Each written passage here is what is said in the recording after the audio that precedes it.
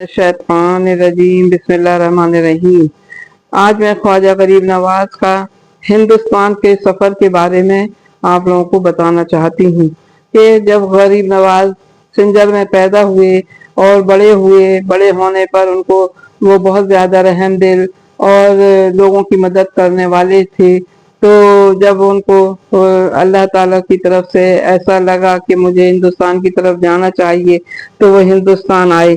सबसे पहले आपने रावी नदी के किनारे पंजाब में अल्लाह वालों के साथ तशरीफ लाए और वहाँ पर पंजाब की राजधानी जो लाहौर आए और एक मज़ार पर रुक गए। और आप बड़े आलिम फाजिल थे ही, हजरत दाता गंज बख्श के वहाँ पर उन्होंने तशरीफ रखी और उसके बाद वहाँ से आगे बढ़े।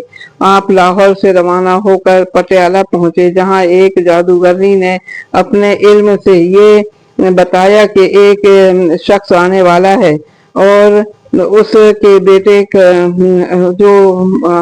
जो यहाँ पर आकर इस्लाम फैलाएगा और उसके बेटे का जादू खत्म कर देगा। इस तरह खुद गरीब नवाज ने आए वहाँ पर और रुक गए। इसके बाद इसको इस बात का इल्म हो गया कि ख्वाजा गरीब नवाज ही हैं जो इतनी ताकत रखते हैं।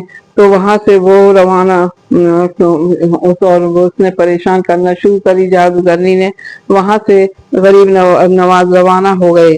रवाना होने के बाद आप इस्लाम फैलाते हुए हिंदुस्तान में इधर उधर होने लगे। धीरे धीरे इस्लाम फैलने लगा, गांव गांव जाने लगे, लोग मिलकर गांव के गांव मुस्लिम होने लगे। इस डर से कि खांडे राव ने इन पर ये कहा कि अगर तुम एक फकीर आया हुआ है, खांडे राव को किसी ने जाके बताया कि एक फकीर आया हुआ है जो बहुत ज्यादा इस्लाम फैला रहा है, तो और अब इससे आपके देवता नाराज हो गए हैं, उन्हें यहाँ से निकाल दिया जाना चाहिए।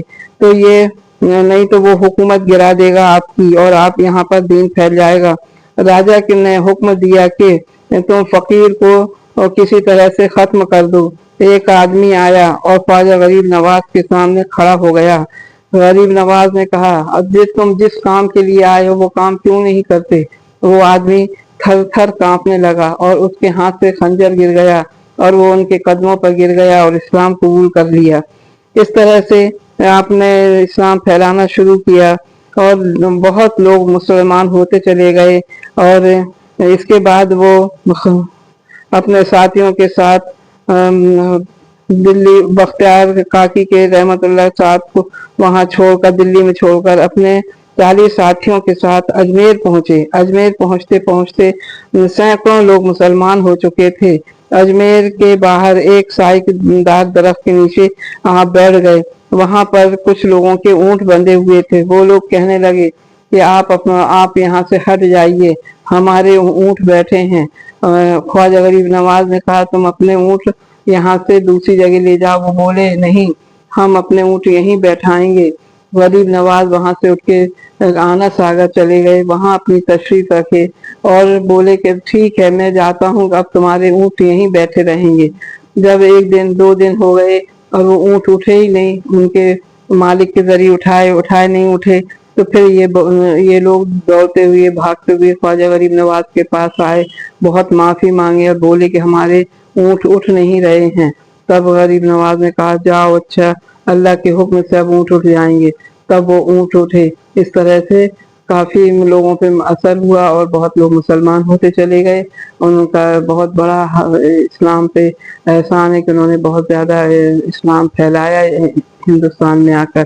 गरीब नवाज के इस तरह से बहुत ज्यादा ऐसे मौजे हैं, करिश्मे हैं, करामात हैं जो हम फिर किसी और वक्त बताएंगे। अस्सलाम वालेकुम व रहमतुल्लाहि व बरकातहू।